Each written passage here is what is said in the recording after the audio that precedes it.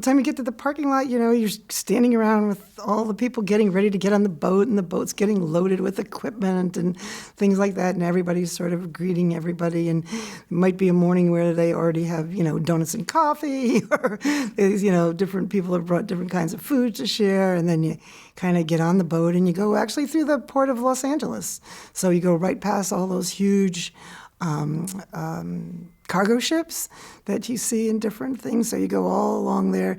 And even in the harbor now, again, it's the Los Angeles harbor is much healthier than it was, say, 30 years ago. So you'll see a lot of sea lions and different types of marine life right there in the harbor.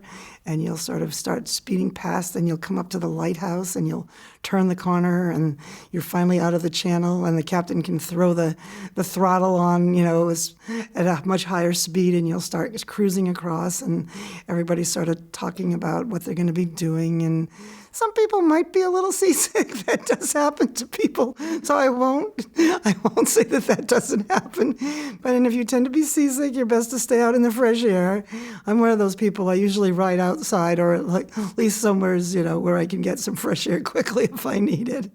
But and you might cross over, you'll see all kinds of birds and, as I say, different types of, many times we'll see schools of, up to 100 dolphins. We made one trip back in December where we actually saw humpback whales doing that spying thing, jumping right out and up on their tails and things. And that was just awesome. And then you slowly, might be a day that's a little overcast or cloudy, and you might, as you see the land and you see Los Angeles retreat behind you, you all of a sudden, might be a day that you can see the island, or it might be a day that you don't see the island until you're almost there, and then all of a sudden there's this 20-mile long island with very high peaks on it, and you sort of start to approach it, and there's really nothing, it's pretty devoid. It's just very natural, except for a few yacht clubs and marinas, particularly at the area where our lab is. It's in the area called Two Harbors. And it's called Two Harbors because there's a harbor on either side of the island. It's kind of one of the lowest points of the island. It's sort of called the Isthmus, and mostly we call it the sort of ecotourism area, where a lot of Boy Scouts and Girl Scouts groups go over there. Mostly people do a lot of camping over there. And just as you get to the little town of Two Harbors, which is a few hundred people, our lab is over on the left-hand side. We have our own docks and a full campus with houses and cafeterias and administration, staff of about 30 people. So we'll pull up to the dock, and then everybody will start getting ready to get off the boat and greeting people again, and actually, disembark onto a pier, and then we start unloading all the gear and things that have come over.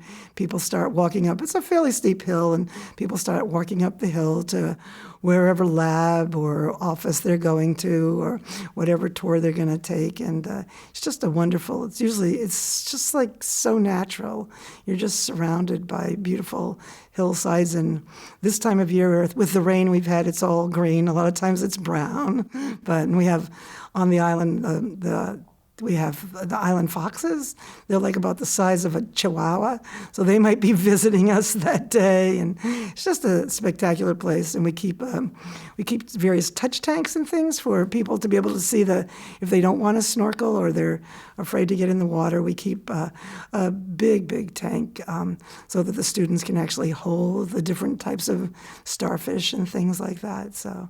Yeah, and then, as I say, we sort of work there, go to meetings, do different things, have different programs. It might be a day that you go snorkeling with a group of students, or then usually have lunch with the students and staff, and then, as I say, go back to either more meetings or writing proposals or doing the usual things, but just checking in, and then get back on that boat and head back across the channel. It's usually calmer in the afternoon, and just, again, the same thing. You might see dolphins, or you see other sailboats or other motorboats going by. It's just, and then you get back to the mainland and you go, wow, what a different world I was in.